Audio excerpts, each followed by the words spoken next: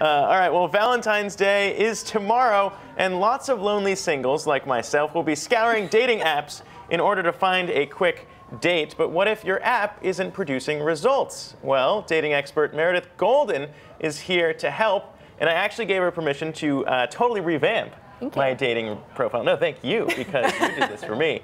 We've got some before and after pics, obviously the before on the left, the after on the right here. But before we get into the nitty-gritty of my personal Bumble, yes, I guess just kind of where did this business start from, and what made you want to help people with their dating profiles?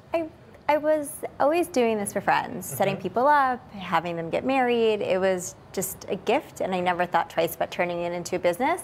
But all of a sudden, some friends started to get divorced, not the ones I set up, and I realized all this technology existed, and the original dating pool went from small in my hand to 70 million people on my phone. And people would complain, I hate swiping, I hate messaging, I'm not good at it, it's so much work. And I was like, I love this, I'll do it for you. It is pretty terrible, though, I will say. Well, swiping for you, nonstop. I love it. Well, all right, well, if you love it, then you're in the right, perfect line of business here. But I mean, you charge up to $2,000 a month for these services, right, in terms of the high end of what you offer. Who are most of the people who are coming to you for that type of thing, and then how else are you seeing people use your services? The people who come to me for the whole shebang are really people who've got really big careers, they've got kids, they don't have time, they want to meet someone, but they don't have time to do the connecting. So they're happy to make the time to do the dating in real life, but they need me to do the behind-the-scenes work. And then I also have people who come to me who just need help writing a profile. They're like, I don't match. What's up? I'm like, you need a little help. That's okay. I'm here for you. Well, I want to get to, I guess I'll bring That's what I've been waiting for. I guess I'll I'll his profile. my own profile here. I don't know if we have the side-by-side. But in terms of just, you know, what you saw in this beautiful profile we have here, and kind of the tips that you generally give to everyone about what makes a profile good enough to attract people. Okay, the first picture. What animal was that, by the way? That's a goat. Oh, goat. Oh, okay. And I happen to like goats, so it's nothing against the goat. Thank you. But this first picture, we couldn't really see your face. If you look at the first picture that I gave you, wearing the same, wearing the same outfit there too. That's kind of embarrassing. Your first picture is a great picture, the one that I gave you. That's going to get you a swipe right. That one there. Your first set, yes. Your first set of pictures also, some of them weren't enlarged enough. It was going to create more work for the other single.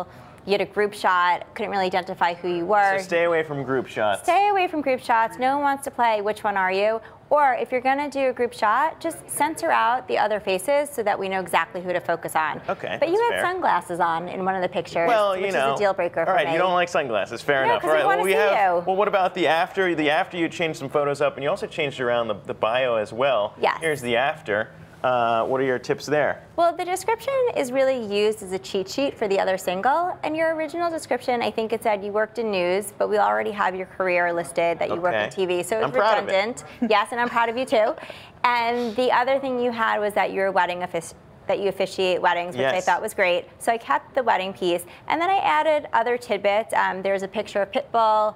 Sure. And then we just added other stuff that could be used as topics for conversation, really sound bites, so that it's easy for the other single to say, hey, Zach, blah, blah, blah.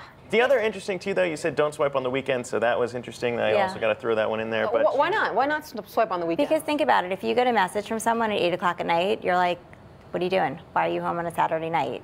Swiping. Oh, okay. Right, and also 12 o'clock. I did not know that either. And if you got something at 11 o'clock at night, it feels like a booty call.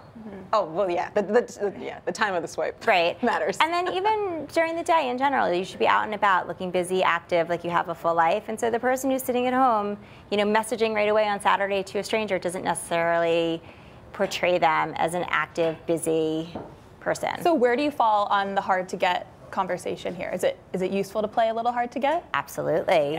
Yes. How hard though? So are we saying like don't ignore the swipe? What do you mean? Well, it depends where you are in the process. So if someone sends you a message, the person who responds back in a nanosecond, it's like, wait a second, no one else is messaging you. You get one message, you're like, oh, here we go. I'm going to respond right away. No, like wait an hour, wait 2 hours. Okay. Play cool a little bit. You guys are all busy. You're working. You have stuff going on. About the show, nonstop, very, very busy. Stop your life. The show's only an hour long. Whatever, Sabila, it takes a lot of time. All right, Meredith Golden, thanks so much. Thanks Spoon so much. Meets Spoon, the name of the dating, the service there. Thanks. Thank you. And thanks for the profile, too. Thank you. I like that.